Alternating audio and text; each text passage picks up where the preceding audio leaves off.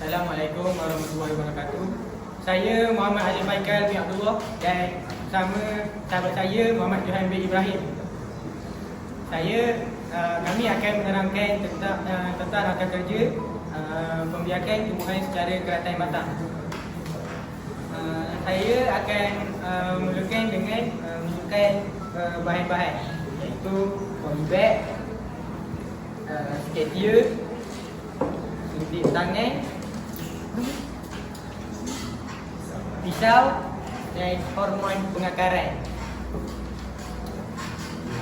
medium. Seterusnya, langkah kerja untuk menyemai adalah memilih bahan yang sihat dan berdiameter pada 1 hingga 1.5 cm. Seterusnya, terdapat 3 jenis keratan batang, iaitu keratan batang keras, sederhana dan lembut. Setiap keratan batang mempunyai anggaran tersendiri. Seperti keratan batang keras 15 cm ke atas. Seterusnya, keratan batang sederhana mempunyai 10 hingga 15 cm.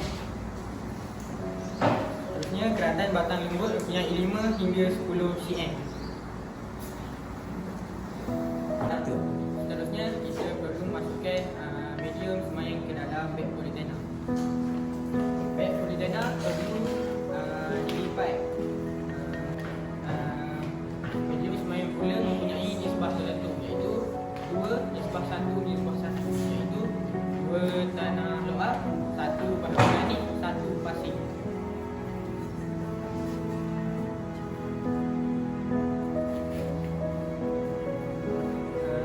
Medium semayang perlu diisi ke dalam beg polyethylene sehingga cukup. Penuh.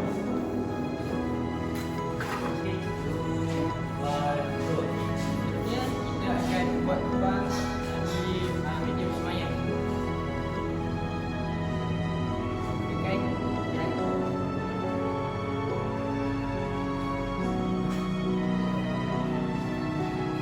seterusnya, keratan batang bertulah dicelup ke dalam pengakaran sebagai pembiak.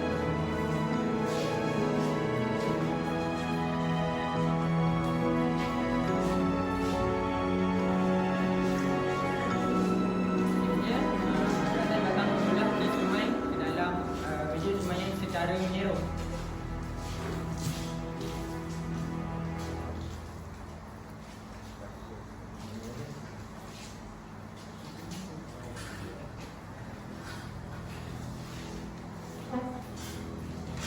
Seterusnya, kita perlu memadatkan medium semayang sehingga padat.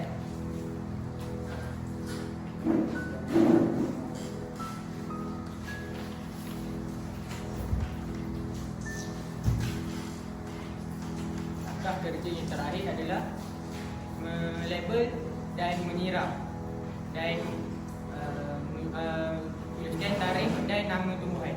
Sekian, terima kasih.